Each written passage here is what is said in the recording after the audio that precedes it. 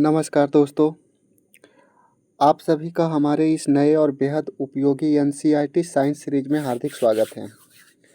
इस सीरीज में हम कक्षा 7 से लेकर के कक्षा 10 तक एनसीईआरटी साइंस को बिल्कुल आसान भाषा में लाइन बाय लाइन पढ़ेंगे और समझेंगे।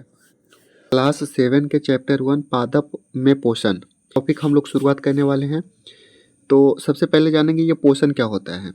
पोषण वह प्रक्रिया है जिसमें जीव भोजन प्राप्त करता है, जिसमें कोई भी जीव भोजन प्राप्त करता है और उसका उपयोग ऊर्जा प्राप्त करने, वृद्धि के लिए एवं शरीर के मरम्मत के लिए करता है, उसे हम पोषण कहते हैं। यानी कि मुख्य रूप से इसे हम बोल सकते हैं कि भोजन प्राप्त करना पोषण कहलाता है।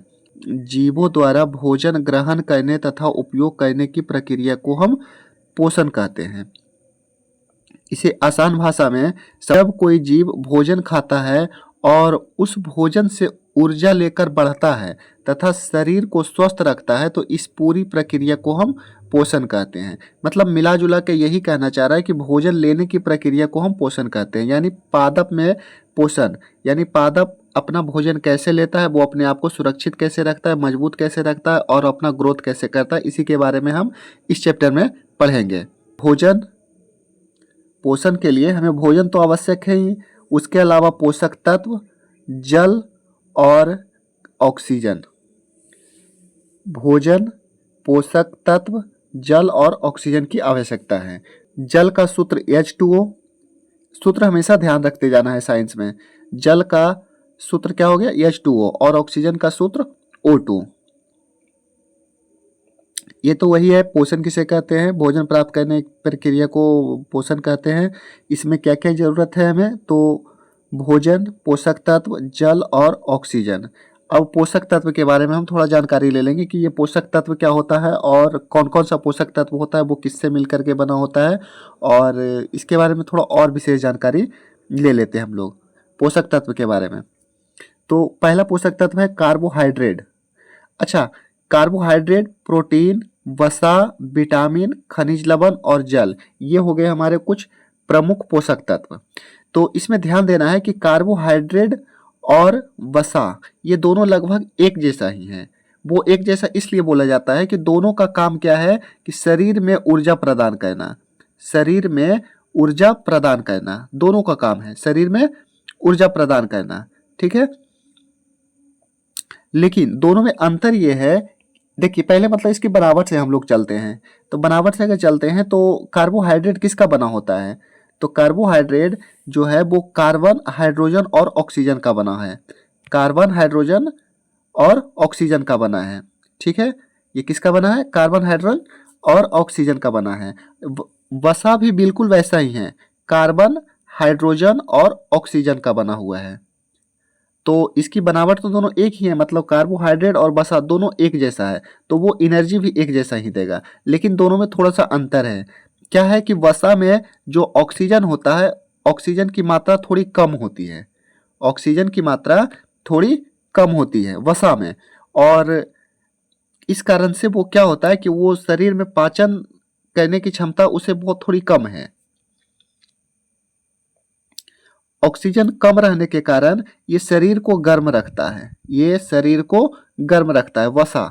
ठीक है, और दोनों का काम है ऊर्जा देना ही, दोनों का काम ऊर्जा देना है। कार्बोहाइड्रेट और वसा दोनों का काम ऊर्जा देना है, लेकिन अंतर ये है कि वसा में ऑक्सीजन की मात्रा थोड़ी कम होती है और कार्बोहाइड्रेट में ऑक्सीजन, हाइड्रोजन और कार्बन तीनों की मात्रा लगभग लगभग बराबर ही है। ठीक है, तो शरीर को ऊर्जा प्रदान करता है कौन? कार्बोहाइड्रेट। ये तात्कालिक ऊर्जा प्रदान करता है, मतलब अभी कार्बोहाइड्रेट लिए और कुछ मिनट या कुछ घंटे में वो समाप्त भी हो जाता है। लेकिन वसा से जो हमें एनर्जी मिलती है वो लंबे समय तक सिंचित रहता है, लंबे समय तक हमारे शरीर में बना रहता है। जैसे धावक को क्या लेना चाहिए, कार्बोहाइड्रेट या वसा? तो धावक यानी दौड़ने के लिए उसे तुरंत एनर्जी का जरूरत है, तो उसे कार्बोहाइड्रेट लेना पड़ता है, वो कार्बोहाइड्रेट लेता है। कार्बोहाइड्रेट कहाँ? तो ग्लूकोज सबसे अच्छा स्रोत है उसका। ठीक, तीसरा है प्रोटीन। तीसरा है प्रोटीन। तो इसमें भी कार्बन, हाइड्रोजन, ऑक्सीजन ये तीनों तो है इसमें शामिल, लेकिन एक और ज्यादा है इसमें, नाइट्रोजन। ठीक है, तो नाइट्रोजन मुख्य रूप से प्रोटीन कहलाता है या प्रोटीन को ही हम नाइट्रोजन बोलते हैं, यानी नाइट्रोजन की उपस्थिति ही प्रोटीन कहलाता है। तो जहाँ नाइट्रोजन हो वो समझ जाना है कि ये प्रोटीन का एक स्रोत है। ठीक है, तो प्रोटीन, अब प्रोटीन का शरीर में हमारा कार्य क्या है, तो ये शरीर का बॉडी बिल्डर कहलाता है, यानी शरीर का बॉडी वो बिल्डिंग करता है। बिल्डिंग मतलब शरीर का वृद्धि करता है, ग्रोथ करता है, यानी बॉडी शॉडी ये बढ़ाता है। ठीक है, और टूटे फूटे ऊतकों को मरम्मत करता है। ठीक है, तो जैसे घाव वगैरह हो गया या फिर कहीं कट गया तो वो मरम्मत कौन करता है, तो प्रोटीन करता है। ठीक है, उसके बाद विटामिन। विटामिन तो अलग अलग कार्बनिक यौगिक का बना होता है। विटामिन के बारे में तो हम लोग भली भांति थोड़ा बहुत जानकारी पहले से ही है, लेकिन उसके बारे में और विशेष जानकारी आगे के चैप्टर में हम लोगों को पढ़ने को मिलेगी। तो विटामिन, ये विटामिन का काम क्या है, तो ये रोगों से शरीर को बचाना और शरीर को स्वस्थ रखना। ठीक है, उसके बाद खनिज लवण। खनिज लवण मतलब इतने सारे के बाद भी कुछ खनिज लवण का जरूरत पड़ता है हमें शरीर को स्वस्थ रखने के लिए। तो कैल्शियम, आयरन, पोटेशियम, फास्फोरस, ये सब के बारे में विशेष हम आगे के चैप्टर में अभी हम लोगों को पढ़ने के मिलेगी, लेकिन ये अभी है पादप के बारे में पढ़ने, तो इसमें इतना ज़्यादा डिटेल्स में हम लोगों को अभी नहीं जाना है। ठीक है, तो आगे देखिए, हम लोग पोषण के बारे में जानकारी ले लिए हैं। अब पोषण दो प्रकार का होता है। पोषण क्या होता है, दो प्रकार का है। पोषण दो प्रकार का है। ठीक है, तो ये दो प्रकार का कौन है, तो पहला स्वपोषी और दूसरा विषमपोषी। पहला स्वपोषी और दूसरा विषमपोषी। तो स्वपोषी किसे कहते हैं, इसमें जीव अपना भोजन स्वयं बनाता है। ठीक है, अगर कोई भी जीव अपना भोजन स्वयं बना रहा है तो उसे हम स्वपोषी कहेंगे। जैसे कि हरे पौधे प्रकाश संश्लेषण द्वारा भोजन बनाता है। हरे पौधे प्रकाश संश्लेषण द्वारा अपना भोजन बनाता है, और जैसे पेड़ पौधा और शैवाल। ठीक है, तो ये पेड़ पौधा और शैवाल अपना भोजन स्वयं बना रहा है, तो इसे हम क्या बोल सकते हैं, इसे हम बोल सकते हैं कि ये स्वपोषी है। दूसरा विषमपोषी, तो वैसा जीव अपना भोजन स्वयं नहीं बना सकता है, ये दूसरे जीवों पर निर्भर करता है। तो दूसरे जीवों पर निर्भर करता है, जैसे मनुष्य, पशु एंड कवक। ठीक है, ये मनुष्य हम लोग जो क्या है वो विषमपोषी है। अभी विषमपोषी के बारे में और अच्छे से जानकारी लेंगे हम, लेकिन अभी स्वपोषी के बारे में हम लोग ज़्यादा हमें ध्यान देना है। स्वपोषी के बारे में हम लोग पहले पढ़ना है। ठीक है, क्योंकि पौधे स्वपोषी है, पौधे अपना भोजन स्वयं बनाता है। तो वो अपना भोजन किस तरह से बनाता है, प्रकाश संश्लेषण अगर होता है तो वो प्रकाश संश्लेषण अगर होता है तो वो किस माध्यम से होता है, कैसे होता है, उसका संश्लेषण का क्रिया क्या है, उसके बारे में मुख्य रूप से हमें इस चैप्टर में पढ़ना है। संश्लेषण शब्द आ रहा था तो हम इसके बारे में पहले जान लें, ये प्रकाश संश्लेषण होता क्या है। तो ये प्रकाश संश्लेषण हरे पौधे, ध्यान देना है, एक एक शब्द पे ध्यान देना है। इसका क्या है, हरे पौधे मतलब जो पौधा हरा है उसी में प्रकाश संश्लेषण होगा। ठीक है, हरे पौधे को सूर्य के प्रकाश, क्लोरोफिल, जल और कार्बन डाइऑक्साइड की सहायता से अपना भोजन बनाते हैं। अपना भोजन जो बनाता है, भोजन को हम क्या बोलेंगे, यानी पौधे के भोजन को हम लोग कार्बोहाइड्रेट बोलेंगे। जो भोजन बनाता है इसी प्रक्रिया को हम प्रकाश संश्लेषण कहते हैं। ऐसा समझ में, एक बार फिर से इसे रिपीट होना चाहिए।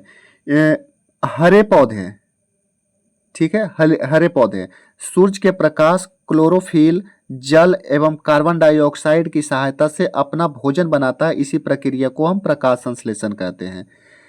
यहाँ पे कुछ शब्द आया है जैसे क्लोरोफिल और कार्बन डाइऑक्साइड और सूर्य का प्रकाश, ये और इसके अलावा जल, ये सब पौधे को मिलते कहाँ से हैं। ठीक है, पौधे को मिलते कहाँ से हैं, अब हम प्रकाश संश्लेषण की प्रक्रिया देखेंगे। ये सब तो जरूरत उसके कच्ची सामग्री हुई, लेकिन ये प्रक्रिया कैसे होता है, कच्ची सामग्री मिलने के बाद वो क्या क्या होता है उसमें, तो ये सब पहले मिलता कहाँ से है इसके बारे में हम लोग थोड़ा जानकारी लेंगे। तो प्रकाश संश्लेषण की प्रक्रिया, प्रकाश संश्लेषण की प्रक्रिया, पौधे जड़ों द्वारा मिट्टी से जल लेता है। ठीक है, 4-5 चीजों का जरूरत है। पहला एक जल था, तो जल कहाँ से मिलता है, तो अपने जड़ के द्वारा मिट्टी से यानी धरती से जल लेता है वो। ठीक है, हम बहुत मतलब इंपॉर्टेंट है ये सब क्वेश्चन, हमेशा ध्यान रखना है। वो जल कहाँ से लेता है? तो जल जमीन से लेता है। ठीक है, उसके बाद कार्बन डाइऑक्साइड, कार्बन डाइऑक्साइड कहाँ से लेता है? तो पत्तियों के रंध्रों द्वारा, रंध्रों को इंग्लिश में क्या बोलेंगे? अस्टोमेटा। तो ये अस्टोमेटा और रंध्र क्या है वो हम अभी तुरंत बताने वाले हैं, कुछ सेकंड में ही आगे, मतलब ये इसकी चर्चा हम लोग करने वाले हैं। ठीक है, तो ये रंध्रों के द्वारा कार्बन डाइऑक्साइड लेता है। ठीक है, इसके बाद सूर्य का प्रकाश, तो सूर्य का प्रकाश पत्तियों में उपस्थित क्लोरोफिल, पत्तियों में उपस्थित क्लोरोफिल जो है सूर्य के प्रकाश को अवशोषित करता है। सूर्य की ऊर्जा की सहायता से कार्बन डाइऑक्साइड और जल मिलकर के भोजन मिलता है। जल हम लोगों को जमीन से मिल रहा था और रंध्र के द्वारा माने वायु में उपस्थित कार्बन डाइऑक्साइड मिल रहा था, और सूर्य का प्रकाश क्लोरोफिल जो अवशोषित किया उसके सहायता से ये अपना भोजन संश्लेषण कर लिया। ये भोजन संश्लेषण कर लिया यानी कार्बोहाइड्रेट का निर्माण कर लिया। कार्बोहाइड्रेट या ग्लूकोज दोनों एक ही है, कुछ दोनों में से एक ही बात बोल सकते हैं हम लोग। ठीक है, और इस प्रक्रिया में ऑक्सीजन बाहर निकलती है। अच्छा, ये तो भोजन उसका ग्लूकोज है, माने कार्बोहाइड्रेट है। इसके अलावा एक और चीज होता है, वो ऑक्सीजन भी उससे बाहर निकलता है, रंध्र से ही निकलता है। मतलब गैसों का आदान प्रदान करने का जो एक अंग है वो रंध्र है। रंध्र मतलब, अच्छा क्या है रंध्र के बारे में हम एक अलग से ही मतलब हम लोग बात कर लेंगे। ठीक, अच्छा अब बात ये हुई कि प्रकाश संश्लेषण क्यों आवश्यक है। प्रकाश संश्लेषण क्यों आवश्यक है? तो आवश्यक इसलिए है क्योंकि पौधे को भोजन प्राप्त करना होता है। ठीक है, पौधे अपना भोजन प्रकाश संश्लेषण के माध्यम से बनाते हैं। अच्छा, इसे प्रकाश संश्लेषण ही क्यों करते हैं पता है? क्योंकि ये प्रकाश की उपस्थिति में ही अपना संश्लेषण करता है। और दूसरे रूप में हम ये भी बोल सकते हैं कि ये प्रकाश ऊर्जा को रासायनिक ऊर्जा में बदलता है, यानी संश्लेषण करता है। प्रकाश ऊर्जा को रासायनिक ऊर्जा में करता है, तो मुख्य जो स्रोत हुआ हम लोगों का प्रकाश ही हुआ ना, इसलिए प्रकाश संश्लेषण इसे हम बोलते हैं। ठीक है, तो प्रकाश संश्लेषण क्यों आवश्यक है? तो पौधे को भोजन प्राप्त करना होता है। ठीक, और दूसरा बात, सभी जीव मतलब सिर्फ वृक्ष नहीं यानी पौधे नहीं, सभी जीव के बारे में बताया गया है कि प्रत्यक्ष या परोक्ष रूप से भोजन मिलता है। ठीक है, भोजन मिलता है किससे? प्रकाश संश्लेषण से। इसका कहने का मतलब हुआ कि हम लोग किसी न किसी माध्यम से पेड़ पौधे पे ही निर्भर हैं भोजन के लिए। अगर भोजन के लिए पेड़ पौधे पे निर्भर है तो पेड़ पौधे को तो जीवित रहना है, और जीवित रहने के लिए प्रकाश संश्लेषण आवश्यक है, यानी हम लोगों को भी प्रत्यक्ष या परोक्ष रूप से प्रकाश संश्लेषण आवश्यक है। ठीक है, और दूसरी बात, चलो ठीक है, भोजन तो हम लोग कहीं और से भी ले लेंगे, प्रकाश संश्लेषण में जो देता है वो ऑक्सीजन दे रहा है हमें। ठीक है, ऑक्सीजन तो हम लोगों को बहुत जरूरत है श्वास लेने के लिए। ठीक है, तो प्रकाश संश्लेषण बहुत आवश्यक है। अभी हम लोग पढ़े थे जमीन से जल वो ले रहा है। ठीक है, प्रकाश संश्लेषण के लिए जमीन से जल ले रहा है, तो जमीन से जल यानी मिट्टी से जो पानी ले रहा है वो किस माध्यम से पत्ती तक पहुंच रहा है? क्योंकि उसका खाद्य फैक्ट्री यानी खाना बनाने का जो फैक्ट्री है, खाना बनाने का जो घर है वो कहाँ है? पत्ता। तो ये सारी कच्ची सामग्री जो है, जल, कार्बन डाइऑक्साइड, क्लोरोफिल, ये सारे चीज पत्ते तक पहुंचना होता है। तो ये कैसे मतलब पहुंचता है? जड़ के माध्यम से। ठीक, तो जल कैसे पहुंचता है पत्तियों तक, इसके बारे में अब हम लोग पढ़ने वाले हैं। तो जड़ के रोम मिट्टी से जल को अवशोषित करता है। ठीक है, जल जड़ों से तने में पहुंचता है, तना में पहुंचता है। तने के अंदर उपस्थित जाइलम, वाहिकाएं दो टाइप का होता है, जाइलम एक फ्लोएम। अभी हम जाइलम के बारे में पढ़ने वाले हैं, क्योंकि जाइलम का काम क्या है? जल और खनिज, ये ध्यान रखना, जल और खनिज। ऑब्जेक्टिव में ना जल खनिज ये दोनों और इनमें से कोई नहीं ऐसे दे देता है, तो लोग जल मार देते हैं कि जल जाइलम। ठीक है, लेकिन नहीं, ऐसा नहीं है। जल और खनिज दोनों का यह परिवहन करता है। कौन सा? जाइलम वाहिकाएं। ठीक है, तो ये जल लेकर के ऊपर तक कौन जाता है? तो जाइलम लेकर के जाता है। यही जाइलम जल को शाखाओं के अंततः पत्तियों तक पहुंचाता है। अच्छा, एक इसमें बहुत इंपॉर्टेंट है एक सवाल, ये जाइलम के बारे में। जाइलम क्या है? ये एक दिशीय है। एक दिशीय कहने का मतलब हुआ कि ये हमेशा ऊपर की तरफ जाता है, ऊपर से नीचे नहीं। ठीक है, ये जल को यहाँ से लेकर के माने जमीन से लेकर के ये पत्ती तक पहुंचाता है। ऐसा नहीं है कि वो वापस भी लेकर के आएगा जल, नहीं, वो वापस लाने की इसमें प्रक्रिया जाइलम में नहीं है, पर फ्लोएम में है। अच्छा, जब फ्लोएम के बारे में जब हम लोग पढ़ेंगे तब वहाँ पे इसकी बात होगी, लेकिन जाइलम अभी ध्यान रखना है कि ये एक दिशीय है। बहुत इंपॉर्टेंट ये बात है, ये हमेशा ध्यान रखना है। बार बार ये शब्द आ रही थी रंध्र। रंध्र होता क्या है? तो रंध्र के बारे में अब हम लोग थोड़ा सा जानकारी ले लेंगे। रंध्र पत्तियों की सतह पर पाए जाने वाले बहुत छोटे छोटे छिद्र होते हैं। पत्तियों के सतह पर छोटे छोटे छिद्र होते हैं, ठीक है। इसका काम क्या है?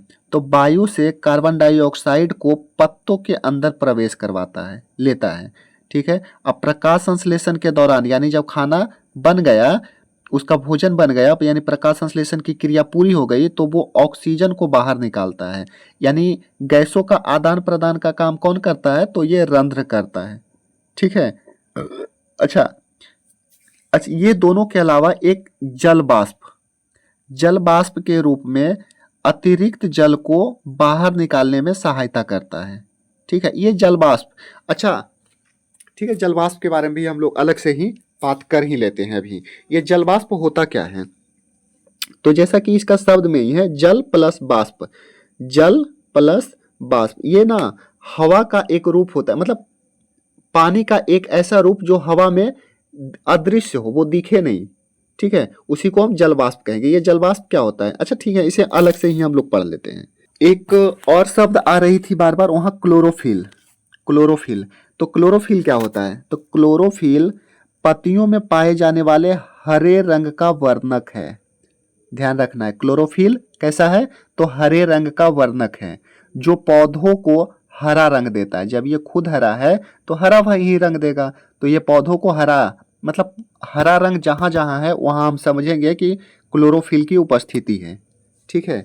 और इसका काम क्या है? तो इसका काम है प्रकाश संश्लेषण के लिए सूर्य के प्रकाश को अवशोषित करना, ठीक है। जल कहाँ से मिल गया, कार्बन डाइऑक्साइड कहाँ से मिल गया, ये तो हम लोग पढ़ लिए, लेकिन सूर्य का प्रकाश को कौन लाता है? तो ये क्लोरोफिल ही अवशोषित करता है। सूर्य के प्रकाश को ये क्लोरोफिल अवशोषित करता है। अच्छा, अब ये इसमें होता क्या है क्लोरोफिल में?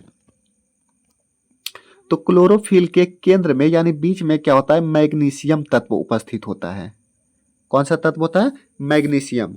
क्लोरोफिल का रंग हरा होता है, क्लोरोफिल का रंग हरा होता है। इसी कारण अधिकांश पौधे पत्तियां हमें हरी दिखाई देती है, ठीक है। तो हरा रंग जहां भी दिखे वो समझ जाना है कि उसमें क्लोरोफिल की उपस्थिति है। उसके बाद अच्छा, इसका प्रकाश संश्लेषण में क्या काम है, इसकी क्या भूमिका है, इसके बारे में।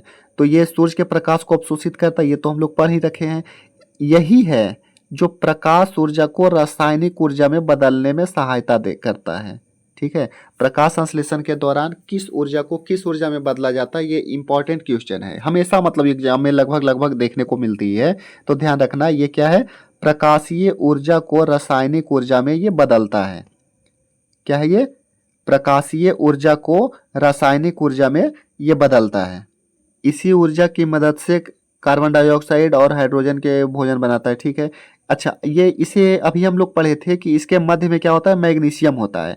मैग्नीशियम की कमी हो जाए तब क्या होता है? मैग्नीशियम की अगर कमी हो जाए तो क्या होता है? वो अपना काम करना थोड़ा स्लो कर लेगा, यही होता है मेन रूप से। लेकिन एक और होता है कि इसकी पत्तियां पीली पड़ने लगती है। पत्तियां पीली पड़ने का कारण यही है कि क्लोरोफिल की कमी हो जाती है। क्लोरोफिल अगर नहीं रहेगी तो पत्ती पीली हो पड़ेगी ही, और ये जो बीमारी है उसे हम क्लोरोसिस कहते हैं।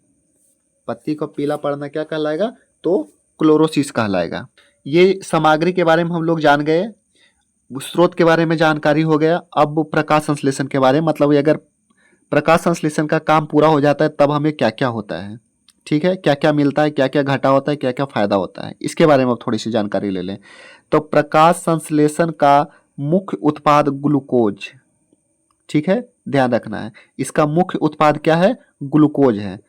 ग्लूकोज का फॉर्मूला ये है C6H12O6, C6H12O6, ध्यान रखना है, ठीक है, C6H12O6। तो इसका मुख्य उत्पाद मतलब जो क्या होता है, प्रकाश संश्लेषण के बाद हम लोगों को क्या मिलता है? तो ग्लूकोज मिलता है और ऑक्सीजन मिलता है। लेकिन प्रक्रिया के दौरान या प्रक्रिया पूरा हो जाने के बाद, यानी इसके बाद कुछ अन्य चीजें भी घटित होती है, ठीक है।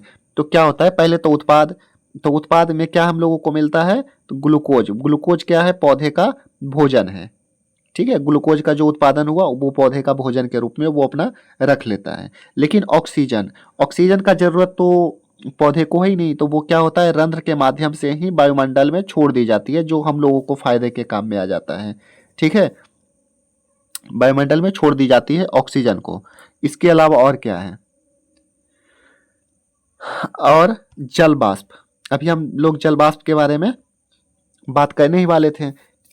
तो जल वाष्प, जल वाष्प क्या है, प्रकाश संश्लेषण की रासायनिक समीकरण में जल वाष्प के उत्पादन के रूप में नहीं बनता। यानी ये जो जल वाष्प है प्रकाश संश्लेषण के दौरान नहीं बनता है, इसे प्रकाश संश्लेषण से कोई लेना देना नहीं है। ठीक है, लेकिन ये जल वाष्प जो है ये बाष्पोत्सर्जन करता है। बाष्पोत्सर्जन कहने का मतलब हुआ कि लेकिन पत्तियों के रंध्रों द्वारा बाष्पोत्सर्जन के कारण जल वाष्प बाहर निकलती रहती है। बाष्पोत्सर्जन, बाष्पोत्सर्जन क्यों होता है, तो पौधे अपने तापमान एक समान बनाए रखने के लिए वो जो ज़्यादा पानी हो जाता है उसे बाहर वो निकाल देता है। जैसे मनुष्य के शरीर में हम लोग पसीना निकलता है तापमान समान रखने के लिए, वैसे ही वो अपना बाहर निकालते रहता है जल वाष्प, बाष्पोत्सर्जन के माध्यम से। ठीक है, इसके अलावा ऊष्मा, तो ऊष्मा सूर्य की पूरी ऊर्जा भोजन बनाने में उपयोग नहीं होती है। कुछ ऊर्जा ऊष्मा के रूप में वातावरण में चली जाती है। यह प्रकाश संश्लेषण का रासायनिक उत्पाद नहीं है। ठीक है, रासायनिक उत्पाद बस दो ही है, ग्लूकोज और ऑक्सीजन। ठीक है, इसके अलावा जो होता है वो किसी अन्य माध्यम से होता है, बल्कि ऊर्जा के परिवर्तन का परिणाम है। ठीक है, और ग्लूकोज का रूपांतरण, अब ग्लूकोज, ग्लूकोज को कार्बोहाइड्रेट या ग्लूकोज दोनों एक ही है, सेम है।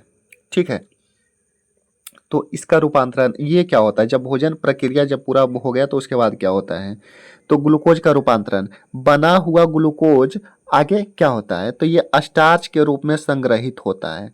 मैंने भोजन स्टार्च के रूप में, मतलब ग्लूकोज या कार्बोहाइड्रेट तो बोलते हैं, लेकिन ये जब पत्ते में संग्रहित हो जाते हैं, जब प्रकाश संश्लेषण का काम पूरा हो जाता है, बचा हुआ जो भोजन होता है वो स्टार्च के रूप में संग्रहित होता है।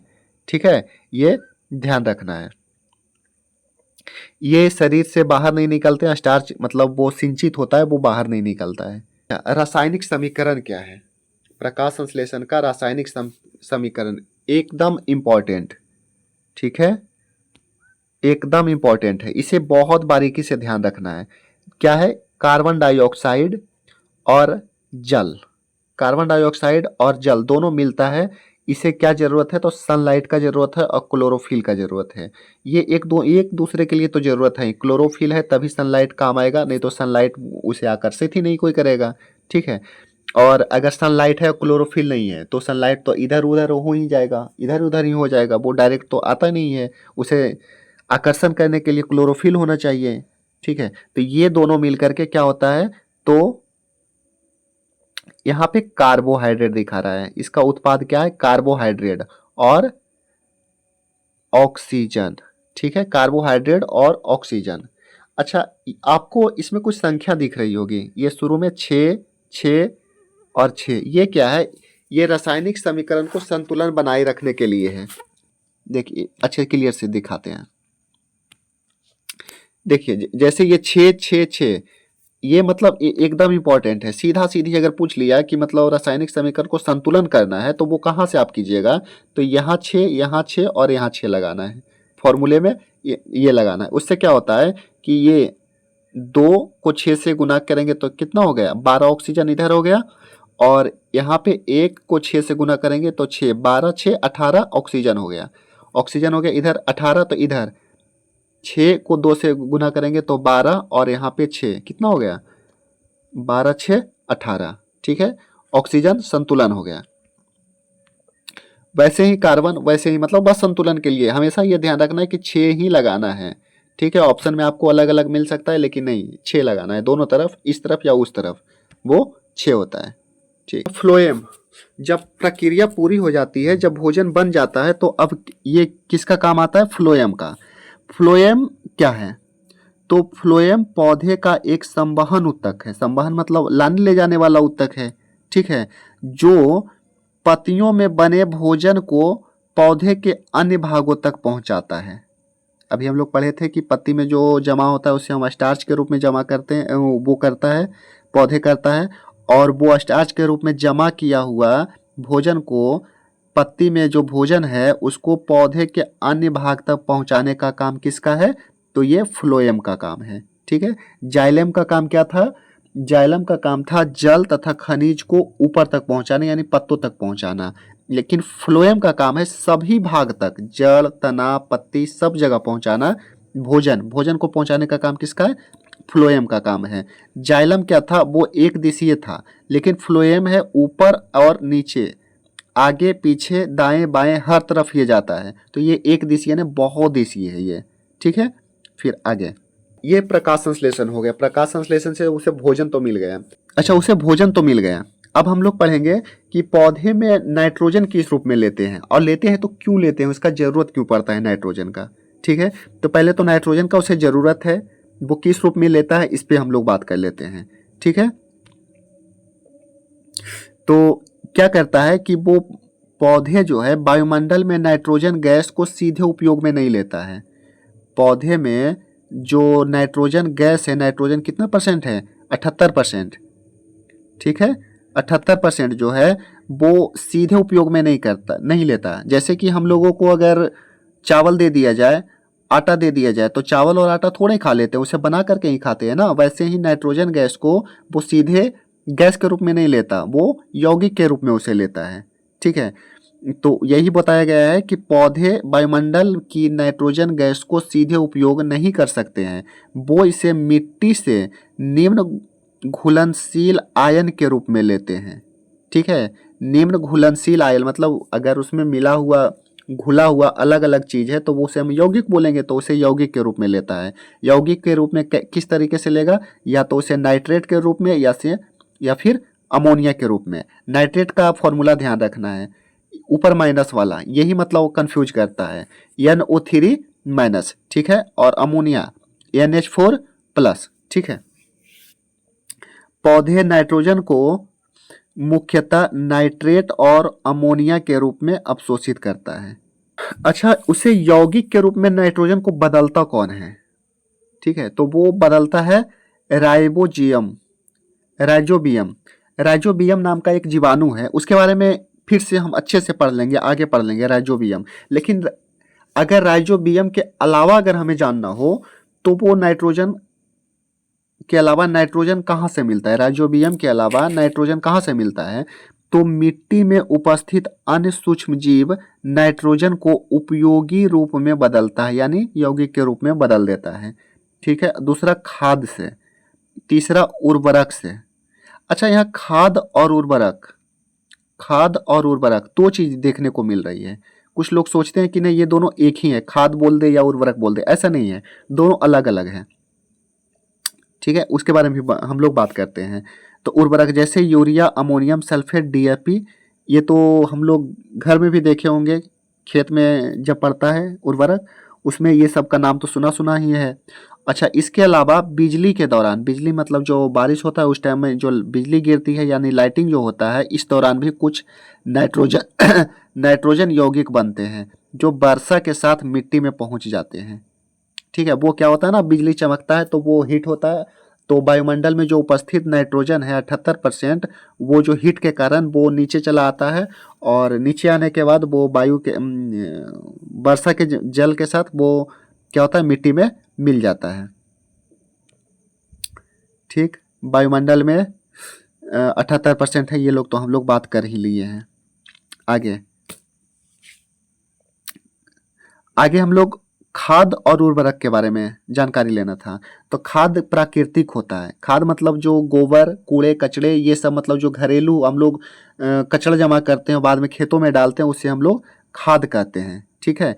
ये क्या है, मिट्टी को ये सुधारती है, जबकि उर्वरक रासायनिक होता है, ये फैक्ट्री में इसका निर्माण होता है। पौधे को जल्दी पोषक तत्व ये देता है, मतलब तुरंत देता है। ठीक है। इसमें एक सुना सुना सा नाम है, घर में हमेशा देखे होंगे, NPK लिखा रहता है। तो NPK क्या है? NPK उर्वरक का ही एक रूप है, उर्वरक का ही एक नाम है NPK। इसमें 3 प्रमुख पोषक तत्व होता है, N से नाइट्रोजन, और P से फास्फोरस और K से पोटेशियम। किसका किसका काम क्या है? तो नाइट्रोजन, N से नाइट्रोजन। नाइट्रोजन का क्या काम क्या है? तो पत्तियों की वृद्धि और हरियाली बढ़ाता है। नाइट्रोजन मतलब क्या हो गया? बोले बताए थे, जहां नाइट्रोजन हो वहां प्रोटीन होता है। प्रोटीन का काम क्या है? तो बॉडी बिल्डिंग, यानी कि वो बढ़ा चढ़ाता है, बढ़ा चढ़ा करके दिखाना होता है। तो पत्तियों में वृद्धि और हरियाली बढ़ाता है। ठीक है। क्लोरोफिल और प्रोटीन के निर्माण में भी आवश्यक है। देखिए, जब पत्ती में वृद्धि होगा तो क्लोरोफिल का वृद्धि होगा ही। ठीक है। और जहां नाइट्रोजन है वहां तो प्रोटीन होगा ही। ठीक है। तो इसमें ज्यादा क्या सोचना। दूसरा फास्फोरस। तो फास्फोरस का काम क्या है कि जड़ों को मजबूत बनाता है, फूल फल और बीज बनने में मदद करता है। ये फूल फल को भी मजबूत बनाता है, आसानी से वो टूट के नीचे ना गिर जाए। ठीक है। ये एटीपी ऊर्जा हस्तांतरण एटीपी में भी महत्वपूर्ण काम करता है। इसके अलावा पोटेशियम का काम क्या है? पौधे के रोग और सूखे से लड़ने में मदद करता है। पौधे के रोगों से और सूखे से तनों को मजबूत करता है। वो जब लंबा हो जाए पौधे तो वो आसानी से गिरे नहीं, ये नहीं कि थोड़ा सा हवा चला और वो गिर गया, ऐसा नहीं होता। तो फल और फूल के गुणवत्ता में सुधार करता है कौन? पोटेशियम। ठीक है। अब आगे विषमपोषी। इतना देर तो हम लोग अभी तक पढ़ रहे थे समपोषी के बारे में।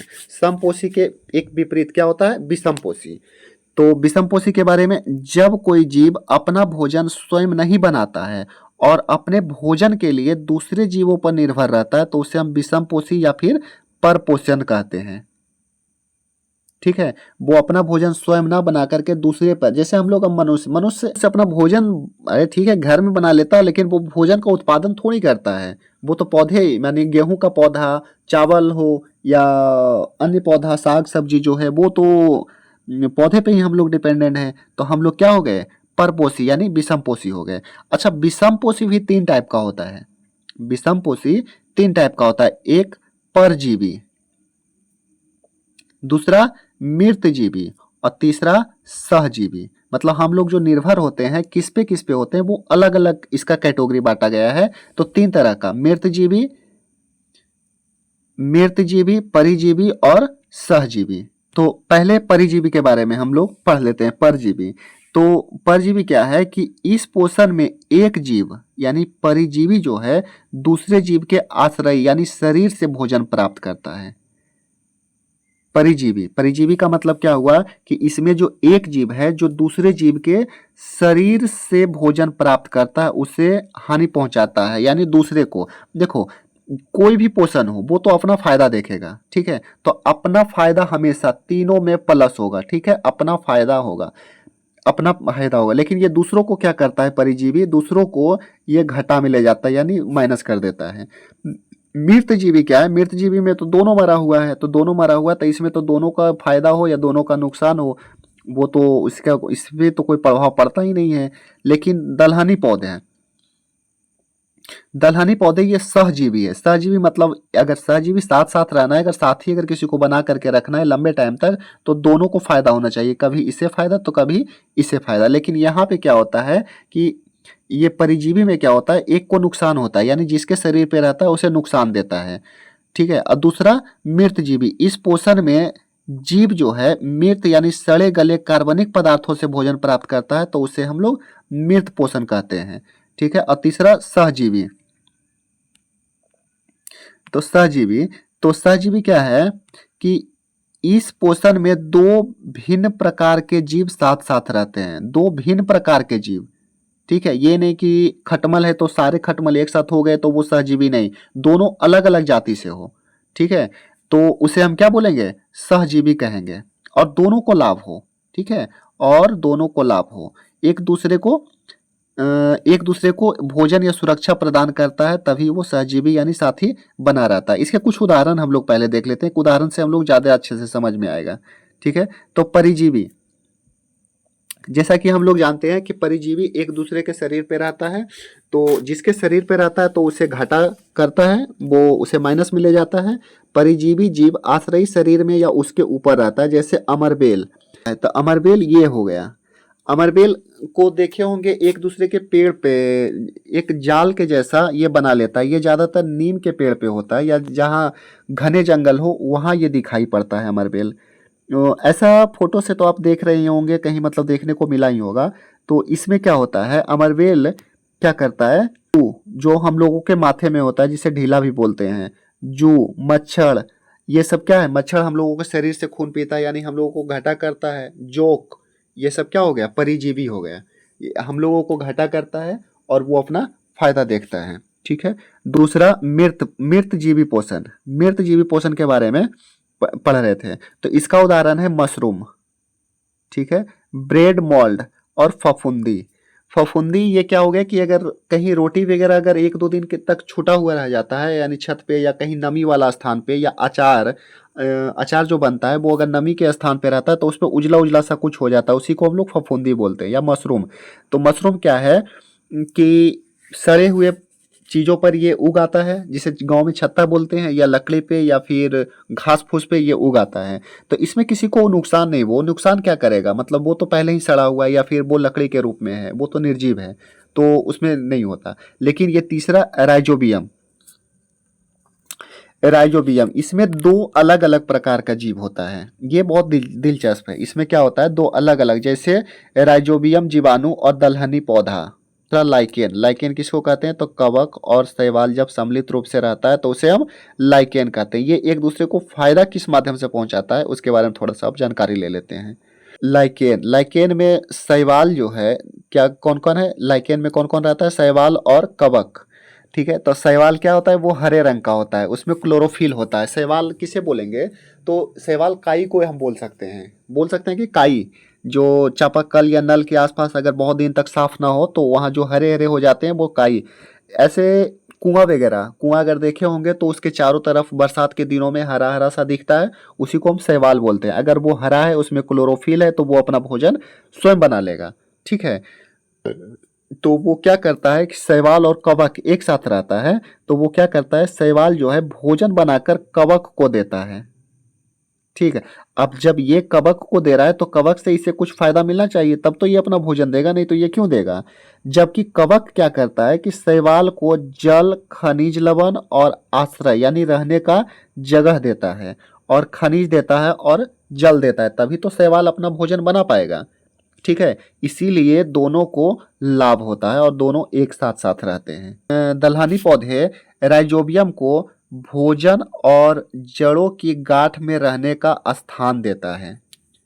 राइजोबियम को भोजन और जड़ों की गांठ में रहने का स्थान देता है, जबकि राइजोबियम पौधे को उपयोगी नाइट्रोजन उपलब्ध करवाता है। ठीक है। नाइट्रोजन, वही नाइट्रोजन जो वायुमंडल में तो बहुत सारा है लेकिन पौधे उसे नहीं ले पाते हैं, उसे क्या चाहिए, नाइट्रेट चाहिए, तो वो नाइट्रेट के रूप में यही बदलता है राइजोबियम। ये दलहनी पौधा जैसे मूंग, मटर, अरहर, ये सब में बहुत ज़्यादा पाया जाता है। ठीक है। तो ये चैप्टर तो यहीं समाप्त हो गई है